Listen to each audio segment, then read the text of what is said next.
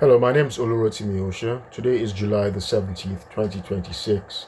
2 days ago, on July the 15th, a Lavaca County judge in Texas committed suicide in the process of an arrest, and while Texas Rangers and the Sheriff's Department there were conducting an investigation into uh, allegations of sex crimes he was involved with. So the judge had been arrested 3 days earlier, prior to his suicide, for sex crimes, including sexual assault, soliciting, prostitution, you know, and basically they're felony sex crimes. Now, the judge's name, late judge's name was Travis Hill, and again, this was in with respect to sex crimes that he'd been charged with. He'd been arrested earlier, and for some reason, the authorities, law enforcement, were going to arrest him again, and he committed suicide in the process. Now, this is very concerning. Because this is not the only judge. There have been so many instances in the United States of law enforcement and judges, right? Judges involved in crime, in public corruption, sex crimes. In 2024, September 2024, one judge, Kevin Mullins, of Letcher County in Kentucky, was killed in his courthouse, in his chambers, in fact, right in its chambers. And the film of the killing is viral. It went viral. I've seen it. He was actually killed by his buddy, who was apparently the sheriff of Letcher County, Mickey Steins. He's currently facing first-degree murder charges, but he's pleading insanity. He's pleading insanity.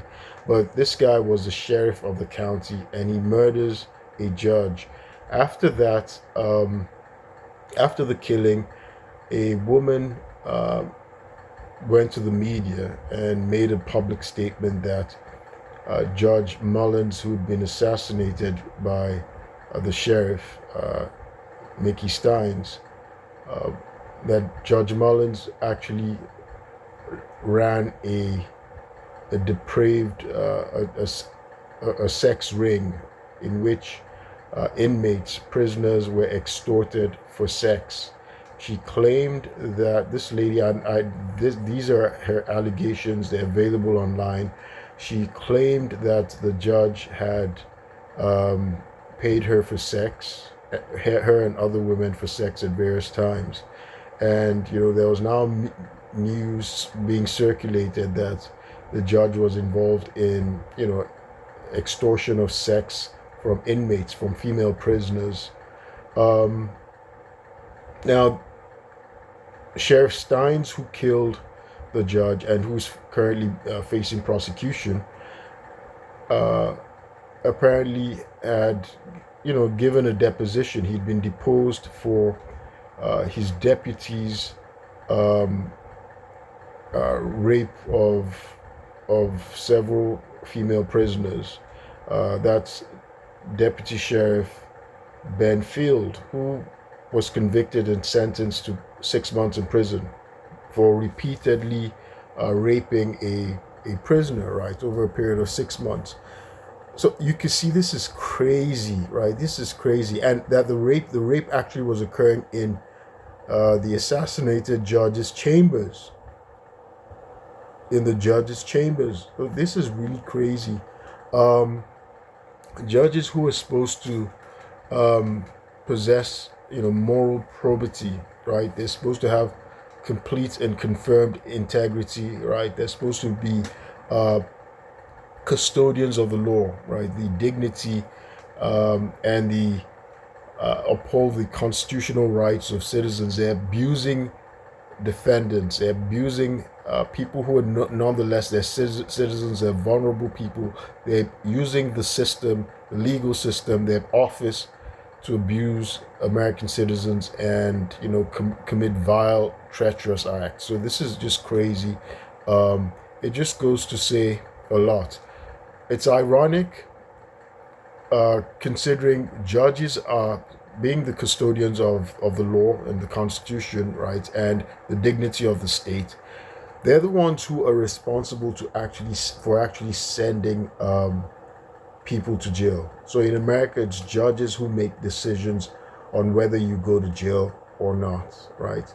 Uh, America has the most incarcerated population in the world, the most incarcerated population in the world. And it's ironic that land of the free has the most unfree people in the world, right? A prisoner, there's nothing like being an inmate, being locked up, uh, and looking out your cell and seeing animals being freer than you, having more options, more liberty than you, a human being, an American citizen, is supposed to have.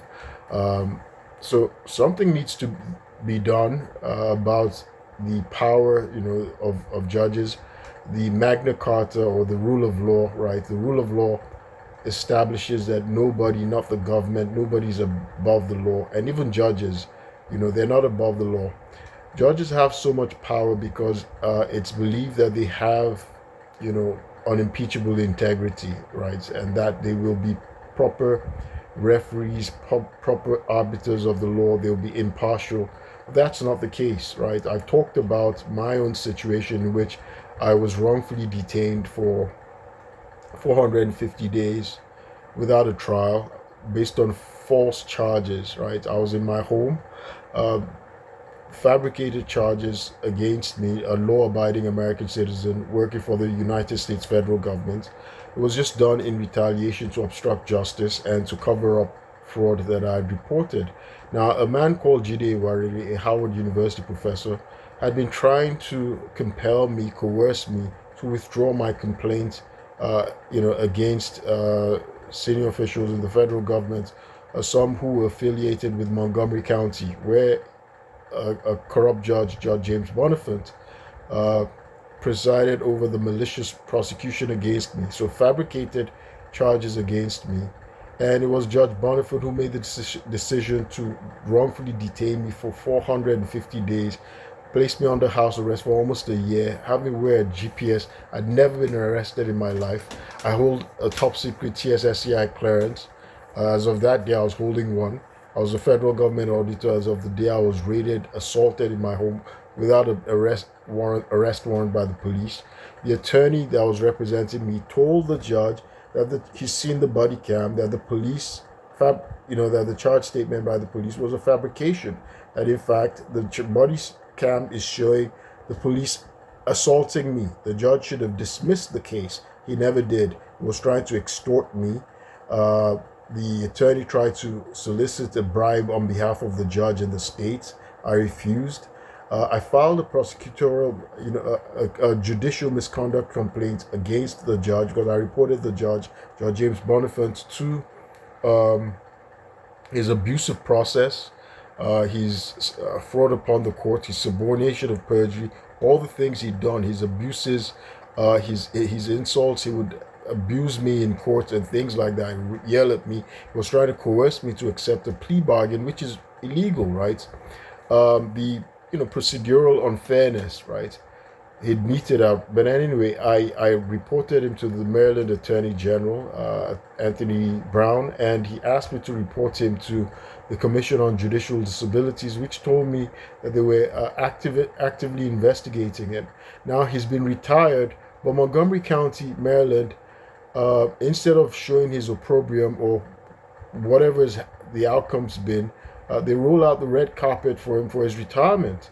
So Montgomery County also has a very corrupt, and from my investigations, I started researching and investigating because I was astonished about the actions, regarding the actions of Judge James Bonifant, how he was abusing the law, his blatant corruption. My family was concerned, my friends have been concerned, but it turns out that it's par for the course in Montgomery County. There are several judges, and they cover up their fellow judges, right? So something has to be done, and I hope things change. I'll keep you posted. Thank you. I'll keep you posted. Thank you.